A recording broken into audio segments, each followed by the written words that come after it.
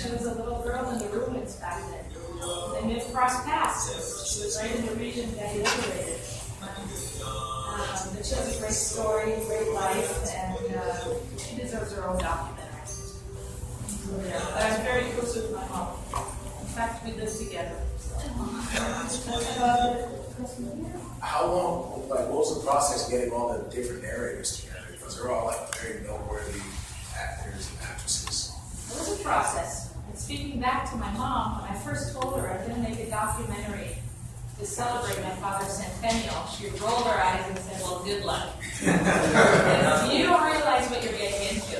And it's a good thing I didn't realize what I was getting into, because had I known how difficult it is to really, it was a one-woman show. I ran this whole film on my own. You know, I called everybody up that I knew, including the readers. My first stage basically was taking my father's autobiography, which was my basis for the book. It's a 600-page book, and narrowing it down to pretty much a 90-page script shot in 80 minutes. And then casting which reader, which of our friends or admirers of my father I think would be suitable for the parts to read. And then it's complicated when you need to get an actor on the same day as a crew and get everyone in one place at one time. Of course, everyone was volunteering that time. And offer everyone $1 million, in the drop of a hat. This was all. When you're asking favors, of course, you've got to work around the issues. Absolutely, and so that was a big challenge, but it wound up working out for the better. And you always got to believe that things are going to work out. We had several cancellations last minute. Some of the actors would tell me 2 days ahead of time, actually something came up, I can't make it. Can't make it at all? Well, no, let's rain check for next month on that date. The way we cancel the crew, we schedule the crew, and it just was really tough to hang in there. Discovering new reserves of patience you never had. I did, and you got to be so, How long did it take you to make this happen? a year. We shot it over a year. Okay, that was going to be my next question. We filmed it over a year, and I edited each segment as we went along. So the Oh, editing yeah. was going along the way. And then I knew what was missing too. Actually, not that I would reshoot, but I knew which material was going to miss because, I layered a bunch of documentation over that. Footage, film clips, photographs, letters. And so I could see as I was editing, what do I need to get my hands on to really illustrate this. So that was a long process, patience, gotta believe in it, and forget the naysayers, like he said. And I gotta tell you, my mother, who was a naysayer at the beginning, well, she couldn't be happier right now. So good thing I didn't listen to her. Yeah, she's very happy right now. She's selling the DVDs like a maniac. She's so happy. You should explain that. You own the rights to those, right? Yeah. So another thing, when you're working on a smaller project like this, I put out my own DVD and kept all the rights, thanks to Kickstarter, because it's a smaller project. For example, we were offered by Turner to finance it, but then when I saw in writing what they requested, I wouldn't have any control over this property and barely make any money anyways. So there was no point in selling out, my father's life story, especially that he had been for hire for studios and had no rights to any of his films. Films that he wrote, directed, produced, he did everything on them, but he did them for hire, so someone else owned the rights. Naked Kiss and Shock Corridor, which are two very low-budget films, he shot one of them in 10 days, Shock Corridor. Oh, wow. For no money, literally $100,000 it was shot, and that's made millions, and he owns nothing on it. So just seeing other people exploit my father's material made me want to make sure that wouldn't happen to his life story. Isn't there any Daddy Jones? Nothing. No, they're higher. Leave the contracts. He got a third of the profits of Still Helmet though, didn't he? Because that was just a payday, that wasn't right. Yeah, and there's also, when they say, there's some gross and when they pay themselves back by the time they come into any profit. Yeah. So, I learned a lot. I learned a lot in documentation and paperwork and how to go about this. And so when you're working on a smaller project, my advice is really to try to keep as much of the rights as you can. because there's not going to be much money involved anyway for these kind of projects, so might as well have the last say in it. Always get an entertainment lawyer to go over the contract, because they're tricky. Those contracts can be Handshake tricky. deals don't really work. No, Luckily, it worked with a lot of people that were involved in this. right. Luckily, Well, they're not wanting rights. right. Original visuals, I guess. Well, this is a SAG film. The difference with other documentaries that are not SAG is because everyone in here is reading pre-written dialogue. They're not being interviewed. So they're basically it's considered a performance. So it went under the ultra low budget SAG. So that minimum, you pay them, The ultra minimum, $100 a day. Did you spend more than 1 day with any of them? No. They all got it down. Yeah, and actually we did spend, it's very important, another lesson that I learned during this is to, especially if you're doing a small budget film or no one's getting paid really, is to have a really good set. Right. And And put the some food. food on there and just make sure everyone's really enjoying themselves because, I mean, you don't want to crack the whip and torture these guys who could have volunteered their time. So we made sure every time we had a guest reader come over, we would cook up a nice meal, always the same thing, a couscous. Big couscous. Moroccan feast. Yeah, because, you could do vegetarian and Right. have meat on the side. Yeah. And then we wind up having a couple glasses of whiskey and making sure we all had a good time. That's very, very important, even though you're stressed out Yeah. and there's conflict on set. Oh, yeah? Sometimes not with the actors per se, but on the crew, the ego tripping here and there. I had several cinematographers involved and, you just gotta make everybody happy. And that's very important. Yeah. I felt like the set psychologist. Yeah. I think the food is a very important element. If people get hungry, they get really cranky. And they're like, I'm out of here. So It's that's, so important. It's what made it all such a good experience. And then basically we did a lot of these takes in one take. And that's also in the style of my father. I wanted to homage my dad. And who scared me a lot was William Friedkin. oh, yeah. William Friedkin, our last reader, I sat him at the desk and he had a light shining right over his head. It was casting an awkward shadow on his face. And so when I looked through the lens, I was pleased with the shadow. So I went up myself and climbed up on the desk to adjust the light. Right. And I adjusted it and I go back down and look through the camera. And I didn't like it, so I climbed back up and looked and standing over Freaking. He goes, hey, your dad would have had 6 takes by now.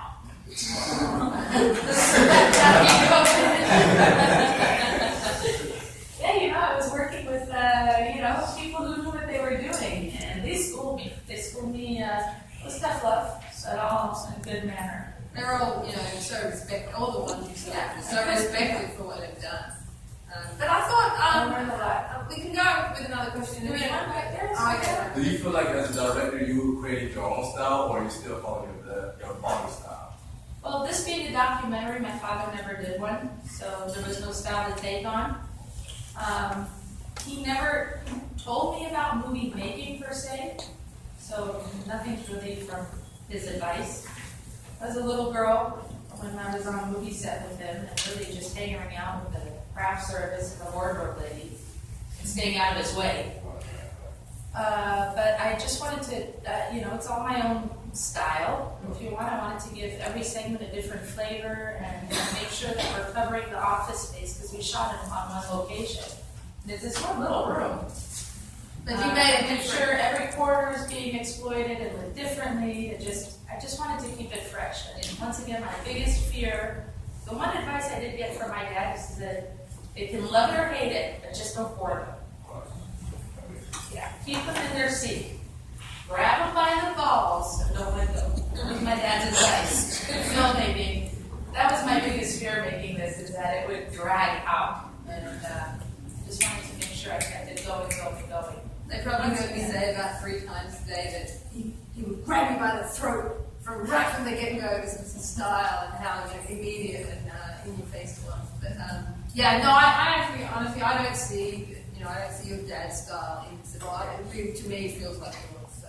Right. Because you crafted it from ground up. It's a very personal film. And when I started it, I didn't know what it was going to turn out to be. I didn't want to share it. I wanted to do it as a centennial gift to him and inspire actually people, because my father was such a father figure to other directors that were always hanging out at the house.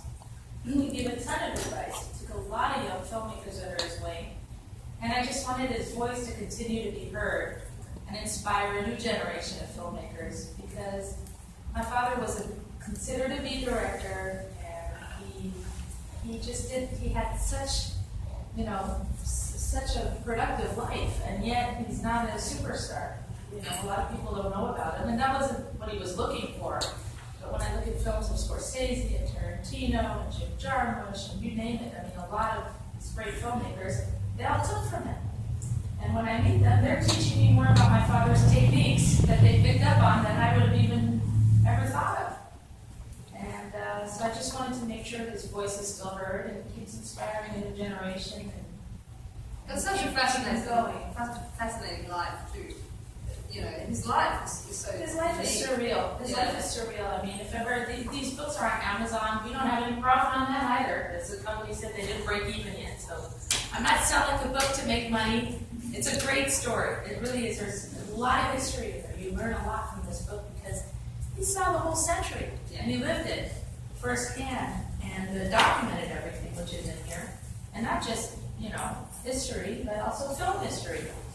He saw everything, from the silent films when he grew up to the beginning of the talkies and the westerns, and then he went to France or to the French New Wave. He just wrote the whole birth of cinema throughout the century, and it shows in all the different styles of filmmaking that he chose to do.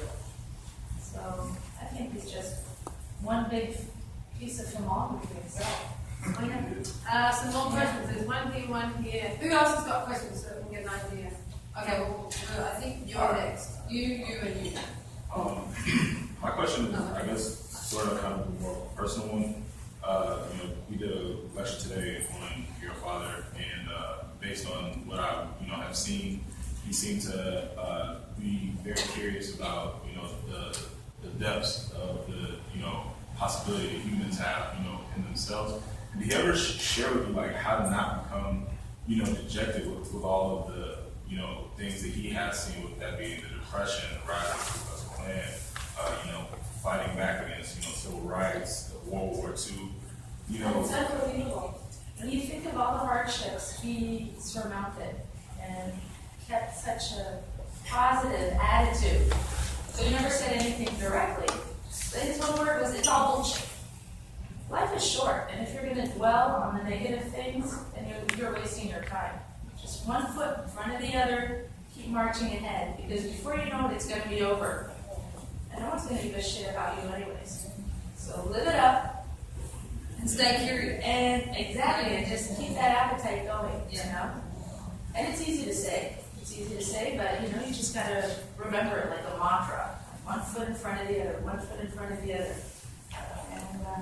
And so he never said anything directly, but when I, saw, for example, my father had PTSD after World War II, he came back. I wasn't born. I was born way later. But he still had this years later. When I was a little girl, I'd hear him yelling in his sleep, crying out there, wolves, or, a door would slam, and he'd be shell-shocked still, and do this death stare. He'd be so lost, and I know he suffered so much. And then on the other hand, he could still give me piggybacks 5 minutes later, and be running around. And when he was 63, and I worked him hard. I just cried. I had no idea. I had no concept of age, He was just, I think, he just. I think he kept him young. Yeah, I think we did give him a whole new revival. Having a kid at 63, your first one. And gosh, one of my memories is, I'd play in my room with my stuffed animals, and I'd be giving lectures, and I had this big vision of a concert maestro that I'd be playing and set everyone up and give them a concert. And I remember so well my father just standing in the doorway, spying on me, grinning.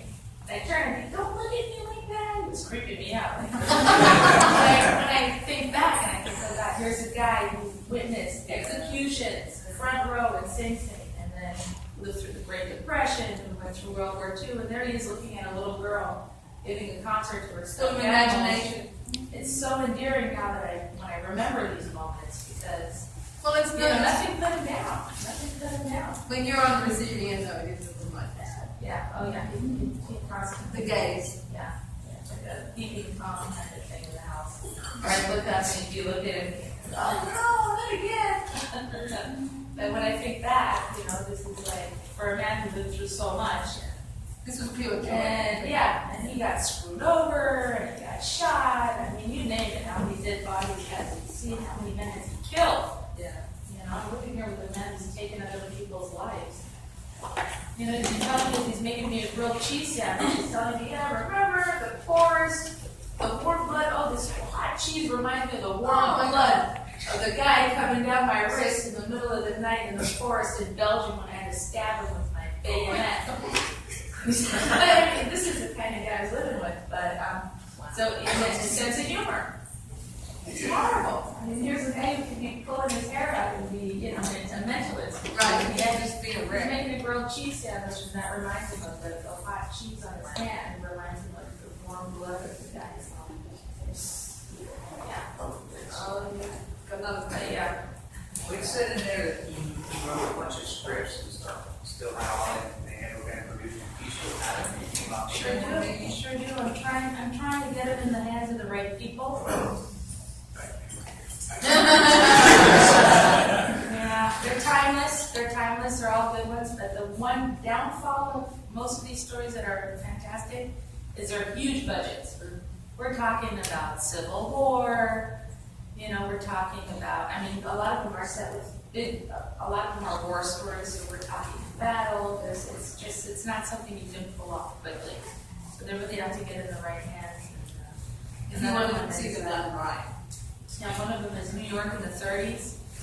It's from his days of when he was a young crime reporter before he took off to war.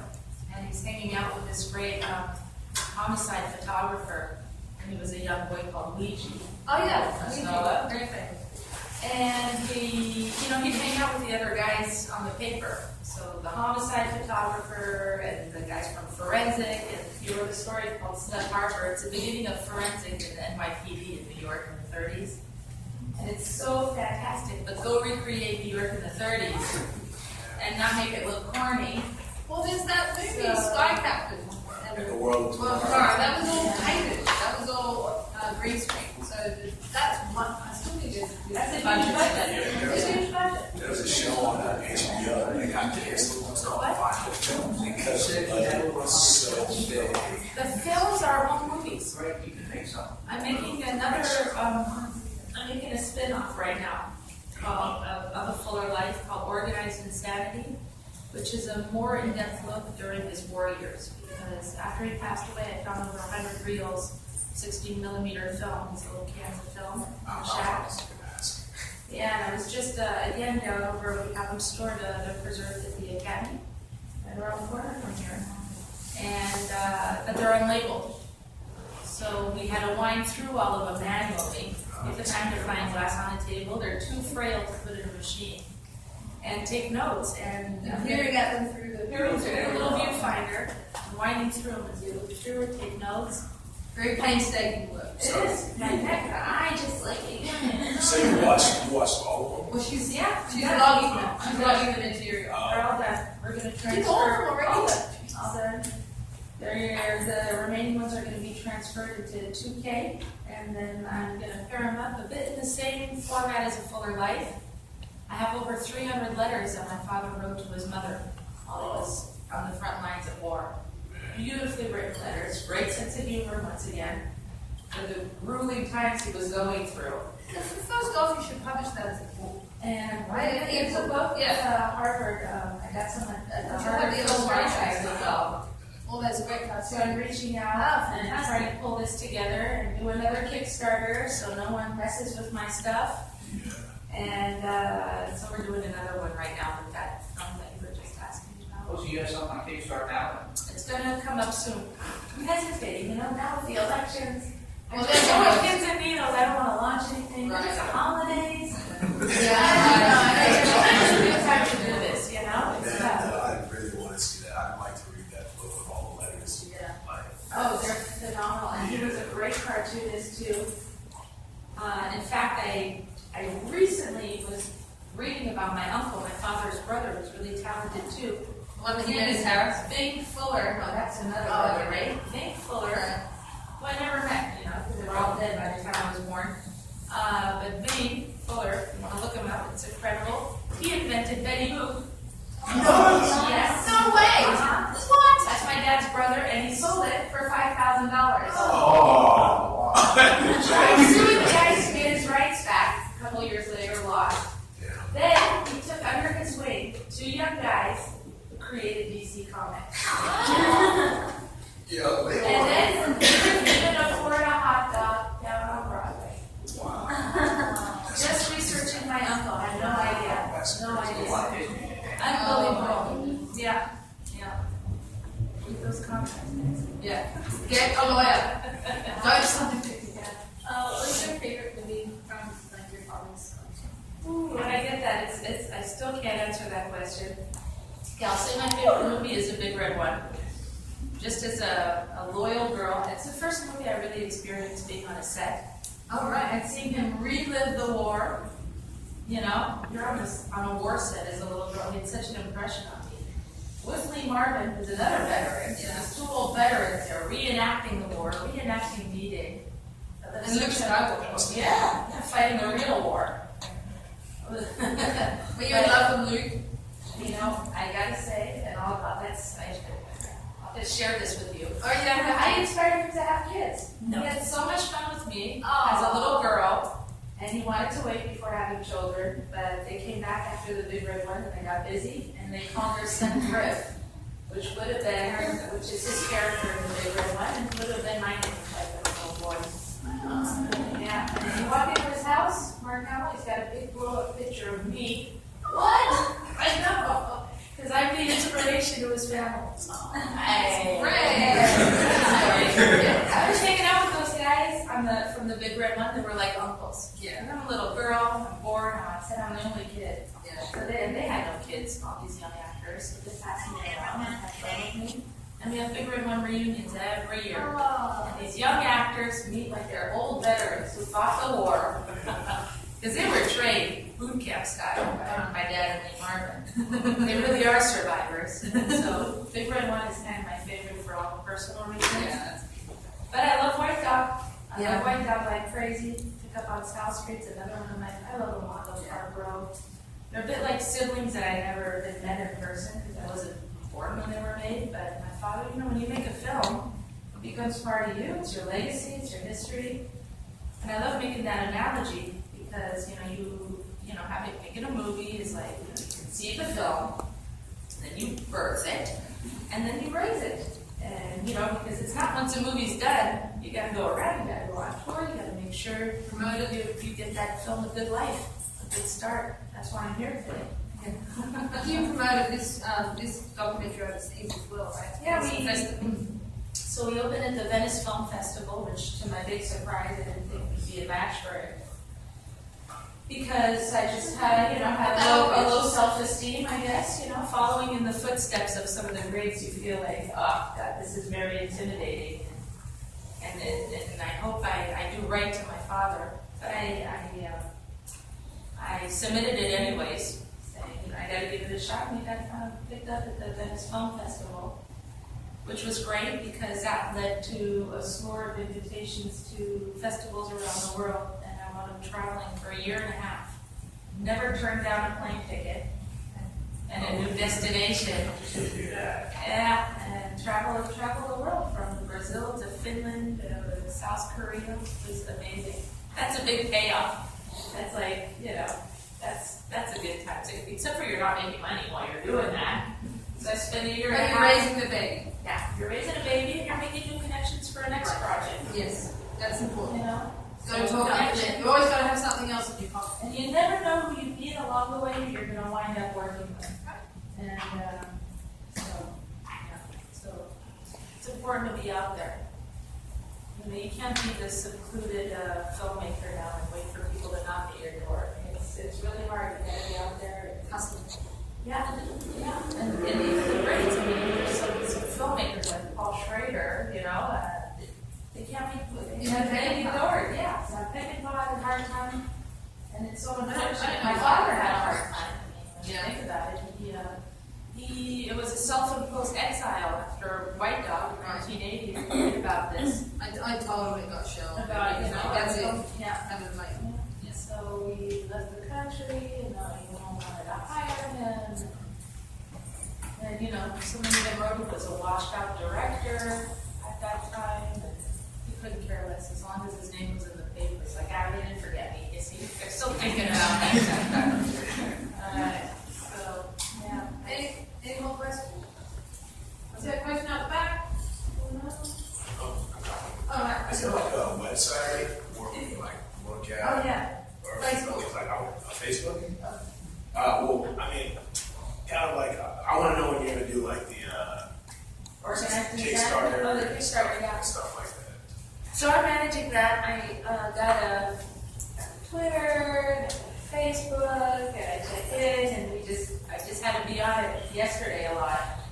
What We is launched it? it with Criterion. It's a fan page, right? So it's It's a a fan Fuller page. Life. Fuller Life. Yeah.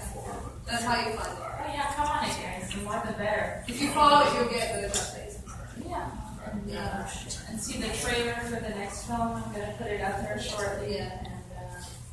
And just and promote the film. God, share that on your social media because I didn't get a publicist. When I found out it was $5,000, I said, oh well, I'm probably not gonna make that back so fast. Yeah. But those are all things that you don't think of when you're doing a Kickstarter down the line, and you think, oh, let's just get the movie made. Yeah. But there's And you're always lucky when you get a good marketing post-production on it. There's post-production, but it always blows out. Prints and ads are killer. And some people, put the same investment that they had for their budget for their production in prints and ads. Yep. Because what's the point if you're going to make a movie if no one's going to see it? They're going to hear about it. So it's unbelievable how much the prints and ads are the same budget. I didn't know that. I didn't think about that when I was doing a Kickstarter. I left another $10,000 aside Just for that. for advertising. Well, I do think it is a little bit easier now. It takes a lot more energy. But with Twitter and social media, you can self-promote a lot more readily than you used to be able to. So at least you've got that. But that takes daily updating and energy And then how are you going to work? I finished writing 2 of my own scripts since. And I'm working on 2 documentaries. And I'm pulling my hair out because I'm just like juggling 4 different projects. It's like racing for which one's going to get to the finish line first. And it's heavy. It's fun. I mean, you got to enjoy it. That's I wouldn't be there. There's those days where you would think, oh my God, this is crazy. I hate everybody. That negativity might get you down. Yeah, If you live. But I think my dad, having survived the war and living with a veteran, for him being on a film set was a piece of cake. Right. After being 4 years in combat, in the infantry, on the front lines, being on a set was nothing to him. And, he was like, don't care about people. Don't care. Don't care. Because that will give you too much self-doubt. Absolutely. Yeah. You got to be fairly clear on your own vision and what you get. And just deal with those obstacles. Don't care about other people because they're going to forget about you 30 seconds later anyway, so don't get yourself up on it, And so many phonies. Alright, and you release a film and people see it and move on to the next one, so just make it for yourself. Really. Right. That's why I made my film. I made it for myself, really. And I wanted to teach myself how to make a film, how to be on a set, how to take charge of the set, how to do the production, how to learn how SAG works, everything. I wanted to know everything about it because I was raised in the film industry, as I'm saying, hanging out with wardrobe and catering. You don't learn much over there, because when it comes down to being on a set, there's a lot more you guys don't know how it works. Sounds important. It's film school. That's the best way to learn it. There you go. Well, you're in film school. It's your own film school. Right. Make great connections. Yeah. That's right. Do you want to talk about your script that you wrote? Absolutely. I'll be happy to do that. I just finished one, and speaking of people that you need along the way, you never know when they're going to come back into your life.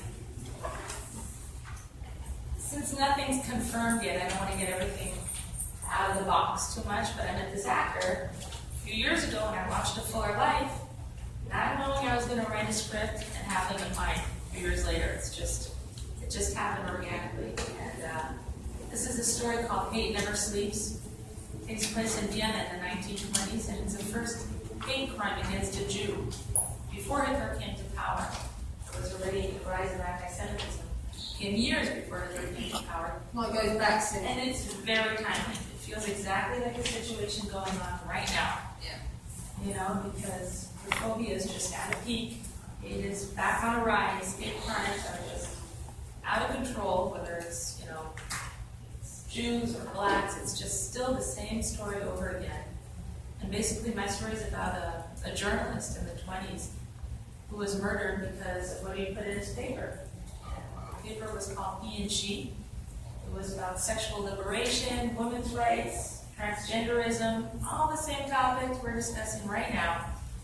And this young Nazi believer, which was called a National Socialist at the time, before it ever came to power, reminds me very much of people who believe in Trump nowadays, you know, because he's such a hate monger. Right. And it's about this young guy who goes up and just shoots a journalist point blank because he doesn't believe in anything that that newspaper stands for. And it's the same thing that happened with Charlie Hebdo in France, Right. in January, almost 2 years ago. And it's about history repeating itself. And it's basically to reassure people that we've always been effed up. And it's not going to change. So things aren't that bad right now. It was bad back then. It was bad during the Romans. It was bad. Genocide's gone on forever, and it's part of human nature. Right. And so I'm calling it a philosophical thriller. Where does the provenance of hate come from in mankind? And how do we recognize it? Well, the problem is the people who are taken over by hate, they don't realize it's themselves. So it's really difficult. So that's what I'm working on right now. Once again, hate. My father always dealt with a lot of hate in mankind, and he was obsessed with, the downward spiral of human nature and how easy it is to cross over there. It's an easy step to take, and it's not going to change. That's the reassuring thing. Even though it's a real dark story, it's to show us basically that it's all right because, good and bad, the concept of good and bad is all man-made. And it's basically, it just is. And nature is cruel if you think about nature. Human nature is cruel. Yeah, it's always been there. And it's not going to change. And that's the first step, I guess, to recovery. That's what you were saying before. I don't know. I've got time for one more question. If anyone's got a question, before we wrap up. Right. Starting the script, were you worried that your father's work in this movie do you think people would compare what you're doing with this script and your father's work? Were you worried that you'd be in the shadow? Yeah, and when the film gets done, they're going to see it is a very different style. And I hope I don't disappoint, but I am my own. Right. And I didn't live what he lived through, so I could never tell the story the way he would tell that story. And that's another thing, the advice my father gave me is that it's always the same story, Right. but no one's going to tell it like you. Yeah. So It's don't the feel telling. exactly. It's the way you're going to tell it, and I'm my own person, and I'm a much more poetic person. He's very hard-hitting. Yeah. And he didn't care about continuity. If you watch his films, if you look for continuity, you're going to be very disappointed. He was torturing these guys on the set. I mean, yeah. And speaking of a fun set, but they loved him. They loved him because at the end of the day, they could crack over a bottle of vodka and kick back and laugh about the whole thing. Well, I think we should wrap it up. Nothing else? Oh, well, I hope you go watch his movies after this, guys. Yeah. Yeah, you saw who saw the Good Room?